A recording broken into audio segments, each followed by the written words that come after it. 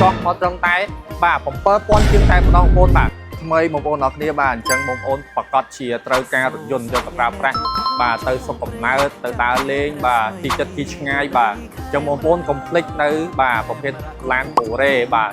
Kia Morning បាទ Kia Ray បាទហើយឥឡូវនេះគឺថា Garage K Auto គឺយើងមាន promotion បញ្ចុះតម្លៃជូនបងប្អូនតែម្ដងបាទគឺជាតម្លៃចែកជូនបងប្អូនយកទៅប្រើប្រាស់នៅក្នុងអំឡុងពេលចូលឆ្នាំខ្មែរខាងមុខនេះគឺថា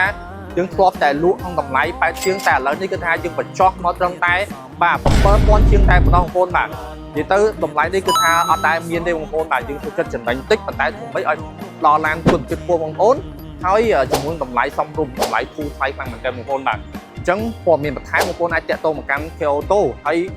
មួយចំណុចទៀតបងប្អូនបាទបើសិនជាករណីថាបងប្អូនស្ទើរលុយបាទបងប្អូនអាចធ្វើការសិក្សាជាមួយនឹងខាងស្ទាំងផ្ទាល់ក៏បានឬក៏បងប្អូនបាទសិក្សាជាមួយខាងស្ថាប័នធនាគារក៏បានដែរជាមួយនឹងអ្នកខាងងាយៗឯកសារងាយៗបាទអញ្ចឹងបងប្អូនមានបញ្ហា CP ក៏អាចសិក្សាបានដែរនិយាយទៅគ្រប់លក្ខខណ្ឌទាំងអស់បងប្អូនឲ្យតែបងប្អូនត្រូវការឡានតាក់ទងមកកាន់ K Auto បងប្អូនបាទនិយាយទៅធានាជូនថាឡានស្អាតហើយបាទរៀបចំយកទៅទុកដាក់បងប្អូនហើយមានការធានាត្រឹមត្រូវពីការ៉ាទៀតអញ្ចឹងបងប្អូនដែលមានបំណងក្នុងការ